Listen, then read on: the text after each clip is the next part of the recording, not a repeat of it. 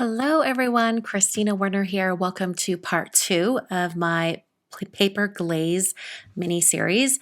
I'm using the Cosmo Flowers stencil from Simon, and I've applied some pixie spray on the back so that it adheres to my paper just long enough to work on it, and then I'll be able to peel it up later.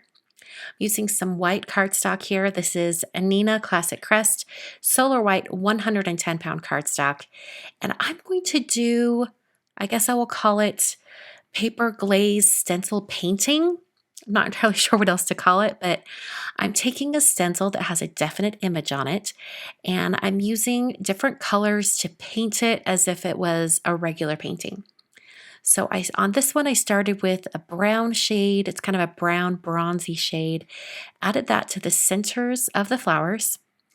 And then I'm coming around and adding yellow on all of the petals. This is daffodil yellow. It's a very gorgeous sunshine yellow color. And I'm just adding it to all of the flowers going all the way around. I'm avoiding going over the brown areas too much because I don't want to mix the colors too much, but I do want to make sure I get all of those petals coated in this yellow color. As I was doing this process, I realized I had to let go of wanting it to look perfect and have all the areas be absolutely unmixed color and just absolutely pristine.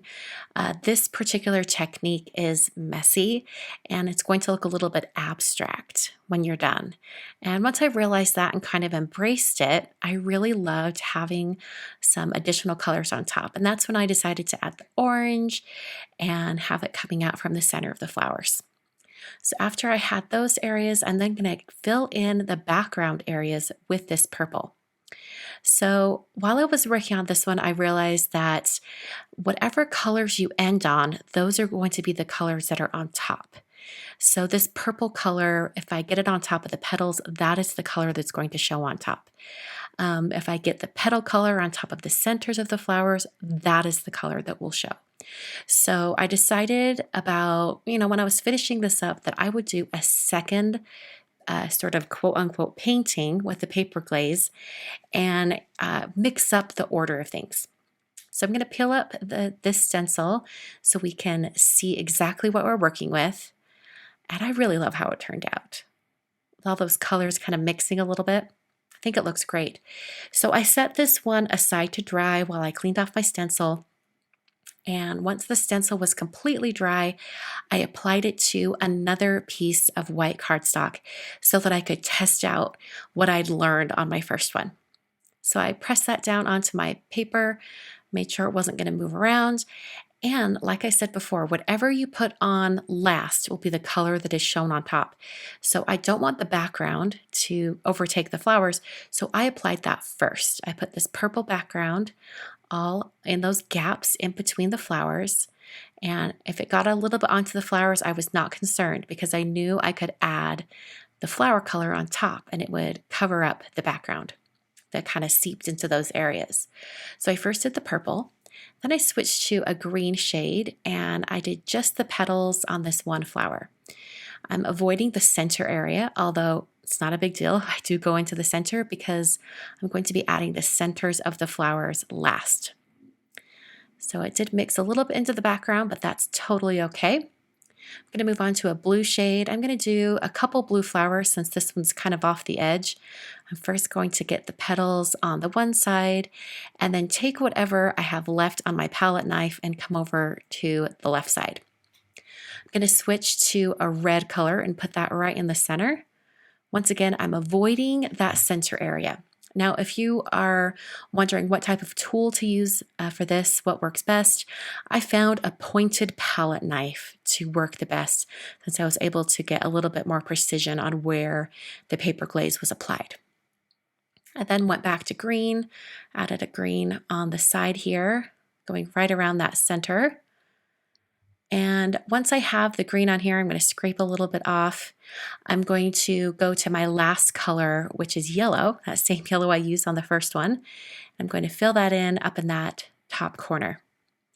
So after I have all of the flowers flower colors applied, and then I'm then going to go in and add the brown on top.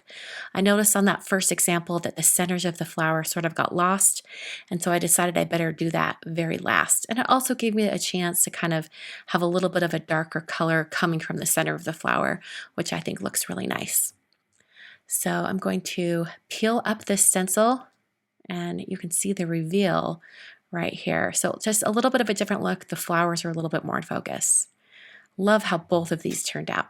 So I cleaned off my stencil immediately and then came back and picked up my project and let it dry. So now we're going to go into the creation of my cards. I've got these two backgrounds here. You can see the beautiful sheen on that. It's almost like it has an embossing powder look to it, as if it was embossing powder. Has a very shiny glazed surface. So it's very aptly named, paper glaze. So I'm going to trim this first one down to 5 by 5. I'm going to put it onto a 5.5 by 5.5 card base. So I'm actually going to trim it down to 5 by 5. For the other card, the very colorful multicolor flower one, I'm going to cut it down to be just slightly smaller than a regular A2 card. So it's going to be 4 inches wide by 5 1/4 tall. And I'm first going to adhere these to the card bases. I'm just using some more Solar White cardstock. Like I said before, this one is a 5.5 by 5.5 inch card, and the other one is an A2 card. So it is going onto a card base that is a folded size of 4 1/4 by 5.5 inch tall.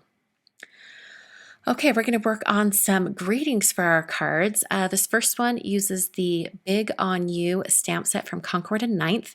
I'm stamping the very large Miss You greeting, and I'm stamping it in some Versamark ink. I'm going to apply some gold embossing powder to this greeting, and it's such a big, bold greeting that I decided I wanted to stamp and emboss it twice so that I would have a very, very kind of raised, smooth embossing on it. So after I hit it with the heat tool and melted all the embossing powder, I went back to my MISTI where I left the stamp on the door and stamped it once again in the exact same place. I applied some more gold embossing powder. This is Gilded Embossing Powder from Brutus Monroe, and then hit that with the heat tool until it was smooth and melted. I also stamped a secondary greeting for this card. It says, "Let's hang out soon." Stamping it onto some black cardstock from Concord and Ninth. I prepped the area with an anti-static powder tool and then stamped my greeting. And I put the same gold embossing powder over that greeting and heat set it until it was smooth and melted. So now I'm going to cut out a few different things for my cards using the coordinating dies from that set for the Miss You.